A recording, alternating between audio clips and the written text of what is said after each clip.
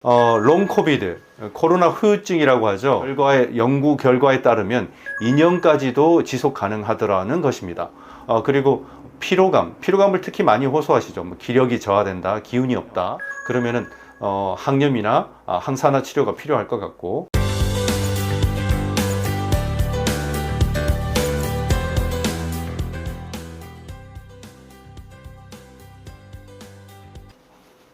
안녕하십니까?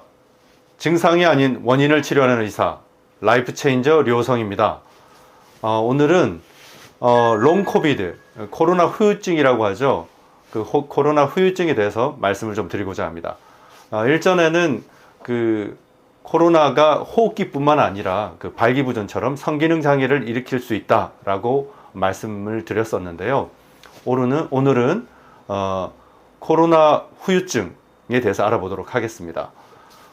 최근 사회적 거리두기를 완화하면서 우리 모두가 그 팬데믹으로부터 이제 일상 복귀를 앞두고 있습니다. 영국 BBC에서는 최근에 코로나 후유증에 대해서 집중 기사를 냈습니다. 대개 완전히 코로나를 벗어나는 데는 보통 수일에서 수주, 길게는 12주 정도로 보고 있는데요. 이 롱 코비드라고 하는 코로나 후유증은 최근에는 이 연구 결과에 따르면 2년까지도 지속 가능하더라는 것입니다. 보통 이 코로나 후유증이라고 하면은 이 만성 기침이라든지 아니면 가슴이 답답하다, 불편하다, 호흡이 곤란하다. 그 외에도 이제 뭐 다른 기타 호흡기 증상이 있을 수도 있고, 그리고 피로감을 특히 많이 호소하시죠. 뭐 기력이 저하된다, 기운이 없다.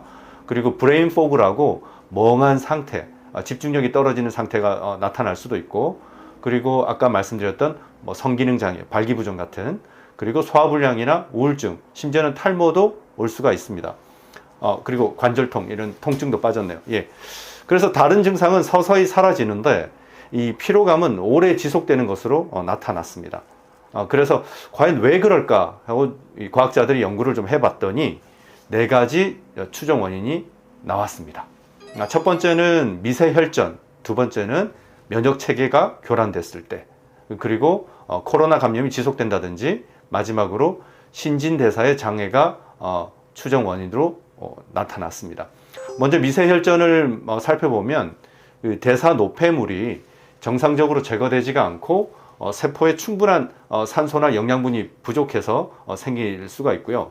그 다음에 면역체계 교란은 염증 반응이 과도하거나 장기간 지속될 때, 그리고 코로나 감염이 지속된다는 것은 호흡기뿐만 아니라 다른 기관에도 영향을 미칠 수 있는 것, 특히 이제 성기능 장애가 그런 경우가 되겠죠. 탈모라든지. 그리고 이제 신진대사 장애는 미토콘드리아 손상 때문에 이제 대사에 장애가 온다는 건데요.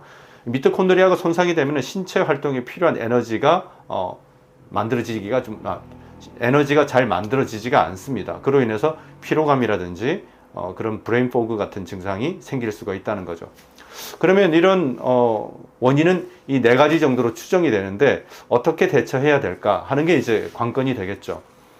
그래서 이제 저희 병원에도 요즘 이제 코로나 확진자도 물론 검사를 하지만은 이런 코로나 후유증 때문에 오시는 분들이 거의 한 반반 정도가 되는 것 같아요. 그래 오시면은 혈액 검사를 간단히 해보고, 그리고 호흡기 증상이 있을 때는 흉부 엑스레이를 촬영합니다. 그래서 이상이 있는지 없는지 확인함과 동시에 먼저 이제 코로나 후유증이 있을 때는 건강한 식생활을 해야 된다고 말씀드립니다.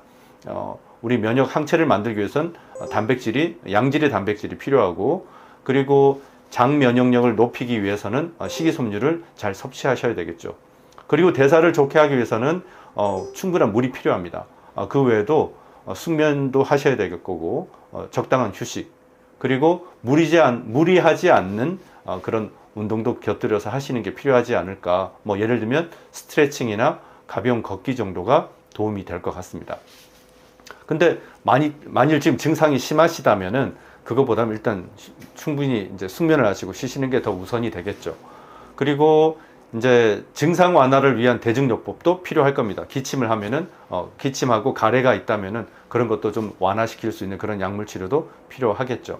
그 외에 아까 4가지 추정 원인에 해당하는 그런 치료도 필요할 텐데, 일단 뭐 미세혈전이 의심이 된다. 검사상에서도 의심할 수 있는 그런 결과들이 있거든요. 그러면은 항염이나 항산화 치료가 필요할 것 같고, 면역력 복구를 위해서는 역시 또 오메가3나 커큐민 같은 염증에 도움이 되는 그런 영양소를 보충한다든지, 아니면 NK 세포나 림프구 면역력을 높이기 위해서 그런 면역력 강화 치료가 필요할 수도 있습니다. 아연이나 셀레늄을 보충하는 것도 방법 중에 하나죠. 그리고 미토콘드리아 손상이 있을 때는 세포 활성화 치료를 통해서 손상된 미토콘드리아를 복구하는 것이 필요할 것 같습니다. 결론적으로는 이 롱 코비드, 이 코로나 후유증은 이런 증상들이 모두가 코로나 때문이라고 생각하는 거, 그러니까 코로나 자체에 의한 것이라고 모든 문제를 코로나 탓으로 몰아가기보다는 이 코로나로 인해서 나의 좋지 않았던 면역이나 대사 상태가 오히려 드러난 게 아닌가 이때에 라고 생각하시는 게 맞지 않나 생각합니다. 나의 문제가 무엇인지 파악하는 것, 즉 증상이 아니라 원인 치료가 필요하다는 말씀을 끝으로 드리면서 오늘 롱 코비드, 코로나 후유증에 대해서 어떻게 극복할 것인가, 그 방법에 대해서 말씀을 좀 드렸습니다. 감사합니다. 라이프 체인저 류성이었습니다.